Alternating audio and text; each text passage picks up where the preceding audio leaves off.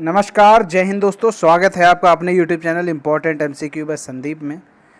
दोस्तों, आज हम आपके सामने DLED 4th सेमेस्टर की तैयारी के क्रम में विज्ञान का बैच 2014 में जो प्रश्न पत्र पूछा गया था उसका आज हम आपको हल करके दिखाएंगे।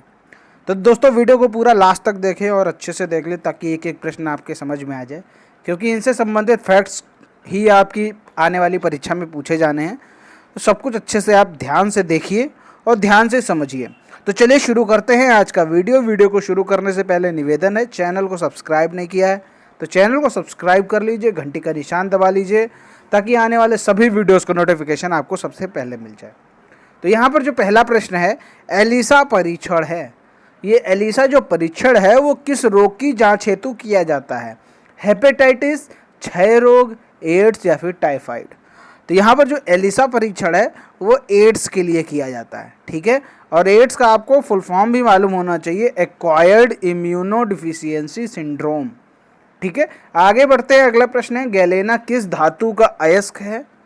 तो जो गैलेना है, जिंक, लेड, कॉपर, एल्युमिनियम किसका अयस्क है? तो गैलेना लेड का अयस्क है और इसका जो चिन्ह होता है वो होता है Pb। और अगर कभी आपको ऑप्शन में सीसा मिल जाए तो लेड और सीसा एक ही चीज़ है, ठीक है। चलिए आगे देखते हैं, अगला प्रश्न है, वातावरण और जीवधारियों के पारस्परिक संबंधों से क्या बनता है?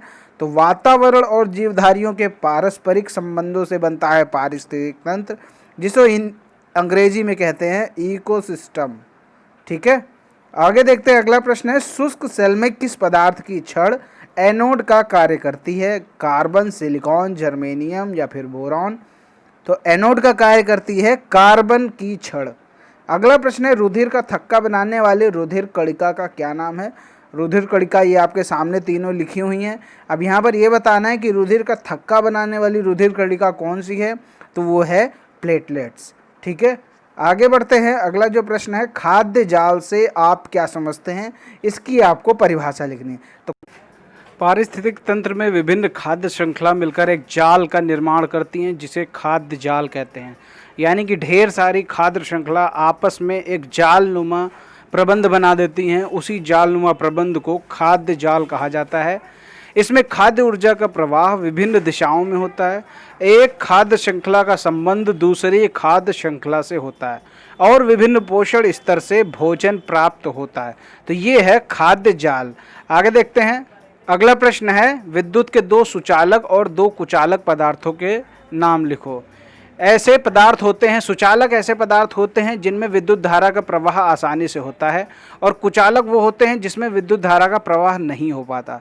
तो सुचालक कह सकते हैं कि हम, जैसे तांबा, एल्युमिनियम और आपका लोहा, ये सब चीज़ें क्या हैं? सुचालक। और बात करें कुचालक की तो जैसे लकड़ी हो गया, प्लास्टिक हो गई, कांच हो गई, ये सब क्या हैं? ये सब कुचालक हैं।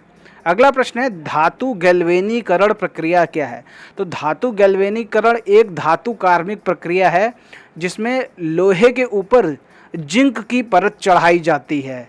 गैल्वेनीकरण एक धातु कार्मिक प्रक्रिया है जिसमें इस्पात या लोहे के ऊपर जस्ते की परत चढ़ाई जाती है, जस्ता यानी जिंक, जिससे इन धातुओं का क्षरण रुक जाता है, यानी इसमें जो जंग लगनी होती है वो नहीं लगती है, यानी जो आपका लोहा है वो बिल्कुल सुरक्षित हो जाता है। अगला प्रश्न है, सर्वदाता व सर्वग्राही रक्त वर्ग का नाम लिखो। आपको मालूम होना चाहिए रक्त वर्ग होते हैं 4 प्रकार के, ए बी और ओ, ठीक है। अब यहाँ पर बात करें सर्वदाता कौन सा होता है? तो सर्वदाता है ओ वर्ग जो होता है वो सभी वर्गों को रक्त दे सकता है। और जो सर्वग्राही होता है, यानी सर्वग्राही होता है आपका AB, यानी जो AB रक्त वर्ग वाला व्यक्ति होगा वो सारे रक्त वर्गों वाले व्यक्ति से रक्त प्राप्त कर सकता है। अब बात करें विद्युत ऋणात्मकता को परिभाषित कीजिए। विद्युत ऋणात्मकता यानी इलेक्ट्रोनिगेटिविटी किसी परमाणु का एक रासायनिक गुण है जो दर्शाता है कि वह परमाणु किसी सहसंयोजी आबंध में इलेक्ट्रॉनों को आकर्षित करने में कितना सक्षम है। तो ये होता है इलेक्ट्रोनिगेटिविटी यानी विद्युत ऋणात्मकता। तो यहाँ पर सिर्फ एक रासायनिक गुण होता है जो वह देखता है, वह दर्शाता है कि परमाणु किसी सहसंयोजी आबंध में इलेक्ट्रॉनों को आकर्षित करने में कितना सक्षम है। बात करते हैं हेपेटाइटिस बी शरीर के किस अंग को प्रभावित करता है, तो ये प्रभावित करता है लीवर को। और जब हेपेटाइटिस बी शरीर में हो जाता है तब ये लीवर में सूजन आ जाती है।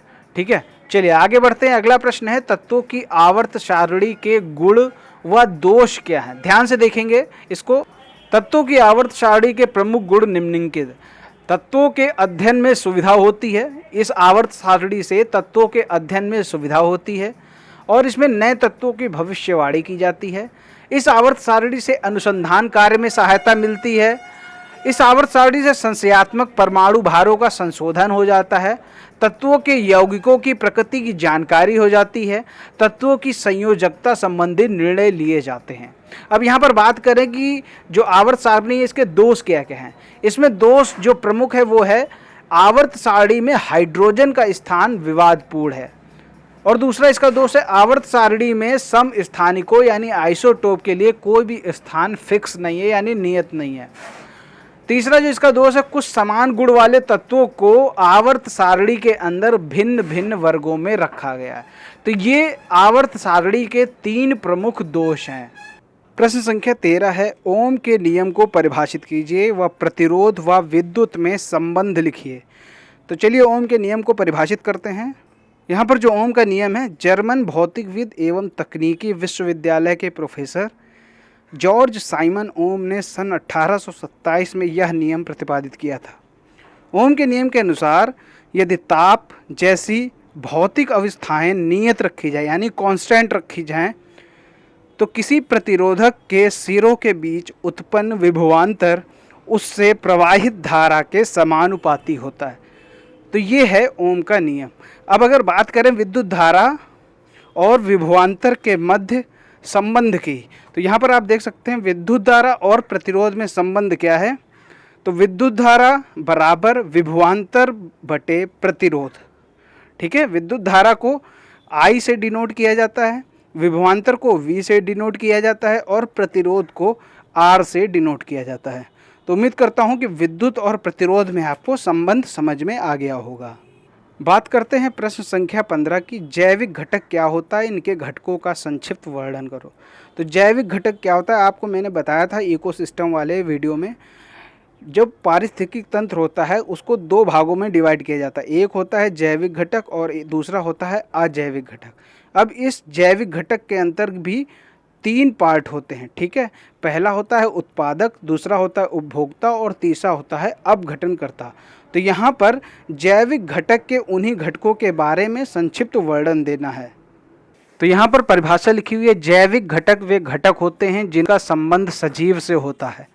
जैविक घटक को 3 भागों में विभाजित किया गया है, उत्पादक, उपभोक्ता और अपघटक यानी अपघटनकर्ता। तो उत्पादक कौन होते हैं? उत्पादक वे होते हैं जो भोजन का निर्माण करते हैं, जैसे हरे पेड़, पौधे, शैवाल। उत्पादक अपना भोजन प्रकाश संश्लेषण की क्रिया के फलस्वरूप निर्मित करते हैं। उपभोक्ता कौन होते हैं? उपभोक्ता वे होते हैं जो अपने भोजन उत्पादक से प्राप्त करते हैं। उपभोक्ता प्रत्येक स्थिति में अपने भोजन हेतु उत्पादक पर निर्भर रहते हैं, इसलिए हम कहते हैं कि उपभोक्ता परजीवी होते हैं। अब उपभोक्ता को भी 3 श्रेणियों में बांटा गया है। कौन कौन सी श्रेणी है? प्राथमिक उपभोक्ता, द्वितीयक उपभोक्ता और तृतीयक उपभोक्ता। और चौथी जो श्रेणी है वो है सर्वोच्च उपभोक्ता की। प्राथमिक उपभोक्ता में वे आते हैं जो अपना भोजन उत्पादक से डायरेक्ट प्राप्त करते हैं, वे शाकाहारी होते हैं, जैसे हिरण, टिड्डा, खरगोश। अब दूसरे आते हैं द्वितीयक उपभोक्ता। ये उपभोक्ता अपने भोजन के लिए प्राथमिक उपभोक्ता के ऊपर निर्भर रहते हैं और ये मांसाहारी होते हैं, जैसे मेंढक, भेड़िया, बिल्ली। बात करें तृतीयक उपभोक्ता की, तो तृतीयक उपभोक्ता अपना भोजन द्वितीयक उपभोक्ता से अर्जित करते हैं। इस श्रेणी में सर्वाहारी जीव आते हैं, जैसे सर्प, शेर या बाघ। बात करें सर्वोच्च उपभोक्ता की, तो सर्वोच्च उपभोक्ता के अंतर्गत वे जीव आते हैं जो सभी को अपना भोजन बना लेते हैं और ये खाद्य श्रृंखला के सर्वोच्च जीव माने जाते हैं। इनके उदाहरण हैं मनुष्य और बाज।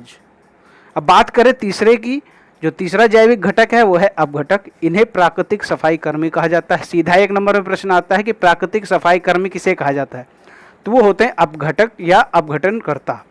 इनके अंतर्गत वे जीव आते हैं जो जटिल भोज्य पदार्थों को सरल भोज्य पदार्थों में विखंडित कर देते हैं। इनका उदाहरण है कवक, जीवाणु इत्यादि। तो ये हैं आपके जैविक घटक और उनके अंतर्गत आने वाले घटकों के बारे में सब कुछ यहाँ पर दे रखा है। बढ़ते हैं अगले प्रश्न की तरफ। यहाँ पर एक प्रश्न छूट गया, धारावाही परिनालिका से क्या अभिप्राय है, सचित्र वर्णन करो। तो इसका मैं डायग्राम भी आपको दिखा दूंगा। पहले हम धारावाही परिनालिका से अभिप्राय क्या है उसको पढ़ लेते हैं। धारावाही परिनालिका क्या है? किसी कुचालक पदार्थ की बेलनाकार नली लेकर उसके ऊपर तांबे का विद्युत रोधी तार को लपेटकर एक लंबी नलिका बना लेते हैं, इसे परिनालिका कहते हैं। तो ये समझ गए, कोई कुचालक पदार्थ की बेलनाकार नली ले ली, उसके ऊपर तांबे का तार लपेट लिया, तो इस तरह जो एक लंबी नलिका बनी है उसे परिनालिका कहते हैं। यह एक शक्तिशाली क्षण चुंबक की तरह कार्य करती है। जब इसके चालक में धारा प्रवाहित की जाती है तो परिनालिका पर चालक तारे के फेरों की संख्या जितनी अधिक होती है उतनी ही परिनालिका की शक्ति अधिक होती है। इसमें धारा की दिशा के अनुसार परिनालिका के दोनों छोरों पर क्रमशः उत्तरी ध्रुव तथा दक्षिणी ध्रुव का निर्माण होता है। अब आप जान गए, जैसे ही जो मैग्नेट रॉड बन गई, जो चुंबकीय छड़ बन गई, तो उसके बाद क्या होगा, उसके आसपास का जो एरिया होगा वो भी मैग्नेटिक हो जाता है। और जब मैग्नेटिक हो जाएगा तो इसमें क्या होगा, उसमें जो नॉर्थ पोल और साउथ पोल दोनों का निर्माण ऑटोमेटिक अपने आप हो जाता है। अब चलिए इसका डायग्राम देख लेते हैं। तो यहाँ पर ये इसका डायग्राम है, ये आप देख सकते हैं कि ये जो परिनालिका बनी हुई है। अब इसके ऊपर देखिए ये तांबे का तार लपेटा हुआ है और इसी तांबे के तार को यहाँ पर देखिए सेल से जोड़ा गया है, जो शुष्क सेल होता है उससे जोड़ा गया है, और यहाँ पर ये कंट्रोलर लगा हुआ है जिससे ये ऑन ऑफ होता है। जब इसमें धारा प्रवाहित की जाती है तो यहाँ पर जितना एरिया है यहाँ पर टोटल मैग्नेटिक एरिया फॉर्म हो जाता है, और उसके बाद इसमें नॉर्थ पोल और साउथ पोल का भी निर्माण ऑटोमेटिक होता है। अब बात करते हैं अगले प्रश्न की। तो अगला प्रश्न है यहाँ पर, प्रश्न संख्या 16 है, एनीमिया और ल्यूकीमिया रोग किस कारण होता है, इसके बचाव व उपचार क्या है। देखिए एनीमिया और ल्यूकीमिया ये दोनों ही रक्त की कमी से संबंधित रोग हैं। अब आगे इसके बारे में क्या क्या पूरी डिटेल है, चलिए वो हम यहाँ पर पढ़ लेते हैं। एनीमिया रोग क्या होता है? एनीमिया का अर्थ है शरीर में खून की कमी। हमारे शरीर में हीमोग्लोबिन एक ऐसा तत्व है जो शरीर में खून की मात्रा को बताता है। पुरुषों में इसकी मात्रा 12 से 16% तथा महिलाओं में 11 से 14 के बीच में होनी चाहिए। यह जो रोग है वह तब होता है जब शरीर के रक्त में लाल कणों या कोशिकाओं के नष्ट होने की दर उनके निर्माण दर से अधिक हो जानी, यानी जो लाल कण हैं यानी रेड ब्लड सेल हैं और कोशिका हैं, इनके नष्ट होने की दर, इनके निर्माण होने की दर से अधिक हो जाती है। अब बात करें एनीमिया का उपचार क्या है। अगर एनीमिया मलेरिया परजीवी जीवों के कारण है तो पहले उनका इलाज डॉक्टर से कराना चाहिए, और हमें अपने खाने में लौह तत्व युक्त चीज़ों का ही सेवन करना चाहिए। विटामिन ए और सी युक्त पदार्थ खाने चाहिए। गर्भवती महिलाओं एवं किशोरी लड़कियों को नियमित रूप से 100 दिन तक लौह तत्व व फॉलिक एसिड की एक गोली रोज रात को खाने के बाद लेनी चाहिए। भोजन के बाद चाय के सेवन से बचना चाहिए, क्योंकि चाय भोजन में मिलने वाले जरूरी पोषक तत्वों को नष्ट करती है। अब बात करें, काली चाय और कॉफ़ी पीने से भी बचना चाहिए। संक्रमण से बचने के लिए स्वच्छ पेयजल का प्रयोग करना चाहिए और स्वच्छ शौचालय का प्रयोग करना चाहिए।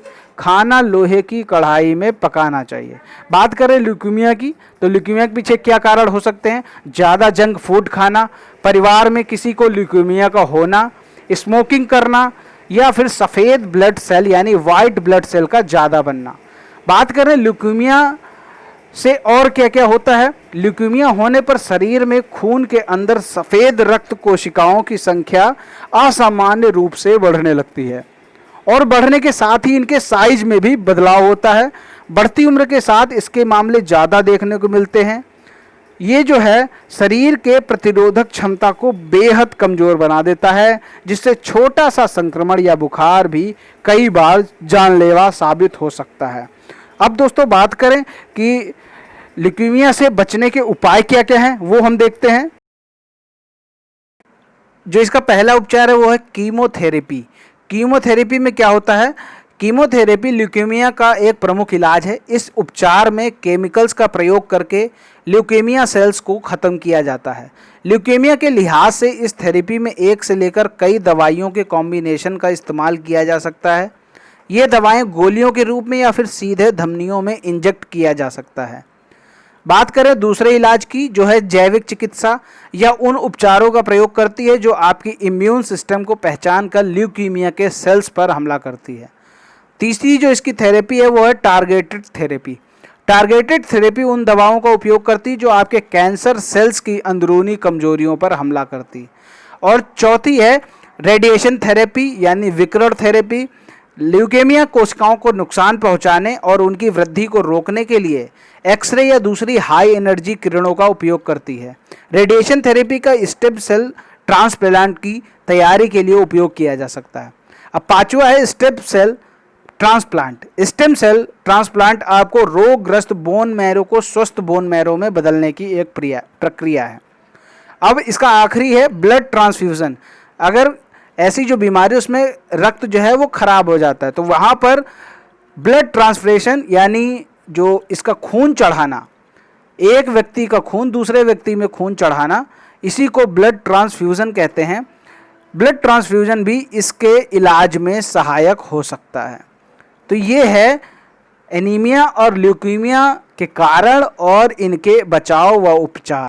बात करते हैं प्रश्न संख्या 17 की, लोहे के अयस्क से पिग आयरन प्राप्त करने की प्रक्रिया का संक्षिप्त वर्णन करो। तो यहाँ पर आप देख सकते हैं लोहे के अयस्क को वायु की उपस्थिति में उसके गलनांक से कम ताप पर गर्म कर ऑक्साइड में बदला जाता है। इसके बाद वात्या भट्टी यानी ब्लास्ट फर्नेस में भट्टी के ऊपर से लगातार ईंधन और अयस्क की आपूर्ति की जाती है, जबकि चैम्बर के निचले तले में हवा भरी जाती है ताकि पदार्थों को नीचे की तरफ से आने के दौरान पूरे फर्नेस में रासायनिक प्रतिक्रिया हो सके। अंतिम उत्पाद के रूप में आमतौर पर नीचे की तरफ पिघली हुई धातु और धातु मल तथा फर्नेस के ऊपर से धुआं युक्त गैसें निकलती हैं। इसी पिघली हुई धातु को पिग आयरन या कच्चा लोहा कहा जाता है। तो ये है पिग आयरन के बनने की प्रक्रिया। बात करते हैं अगले प्रश्न संख्या 18 की, रक्त को कितने वर्ग में विभाजित किया गया है समझाइए। तो यहाँ पर आपको मालूम है कि रक्त को कुल 4 वर्गों में विभाजित किया गया है, ए बी और ओ। तो यहाँ पर बात कर ले रक्त की, संसार भर के मनुष्यों के रुधिर के 4 वर्गों को में वर्गीकृत किया जाया है, जिनको ए बी और ओ वर्ग कहते हैं। एक रुधिर वर्ग के व्यक्ति को उसी वर्ग का रक्त दिया जा सकता है। दूसरे वर्ग का रक्त देने से उस व्यक्ति की लाल रुधिर कोशिकाएं अवक्षिप्त हो सकती हैं, पर समान वर्ग का रक्त देने से अवक्षेपण नहीं होता। दूसरे वर्ग का रक्त देने से व्यक्ति की मृत्यु तक हो सकती है। दुर्घटना में कहीं कट जाने या शल्य कर्म में कभी कभी इतना रक्त स्राव हो जाता है, यानी इतना रक्त बह जाता है कि शरीर में रक्त की मात्रा बहुत कम हो जाती है, व्यक्ति की मृत्यु हो सकती है। ऐसी दशा में रोगी के शरीर में रुधिर पहुंचाने से उसकी प्राण रक्षा संभव है। उस समय रुधिर परीक्षा द्वारा रोगी का रुधिर वर्ग मालूम किया जाता है और उसी वर्ग के रुधिर वाले मनुष्य का रुधिर लेकर रोगी को दे दिया जाता है। किंतु ओ वर्ग रुधिर का ऐसा वर्ग होता है उसको अन्य वर्गों के व्यक्ति ग्रहण कर सकते हैं। मतलब ओ जो है वो सर्वदाता होता है, वो किसी भी वर्ग वाले व्यक्ति को ओ रक्त अपना दे सकता है। इस कारण ओ को सर्वदाता यानी यूनिवर्सल डोनर कहा जाता है। ए बी वर्ग वाले रुधिर वाले व्यक्ति अन्य सभी वर्गों का रुधिर ग्रहण कर सकते हैं, इसीलिए ये व्यक्ति सर्वग्रहणकर्ता यानी सर्वग्राही यूनिवर्सल रेसिपेंट कहे जाते हैं। तो यहाँ पर आप ये चीज़ समझ गए कि रुधिर को कितने वर्गों में बांटा गया है, 4 वर्गों में बांटा गया, ए बी और ओ होता है सर्वदाता और ए बी होता है सर्वग्राही। तो इस तरह आपने देखा कि किस तरह हम लोगों ने बीटीसी चतुर्थ सेमेस्टर जो कि वर्ष 2017 में हुआ था, जो कि बैच 2014 का था, विज्ञान का पेपर हमने आज यहाँ पर हल किया।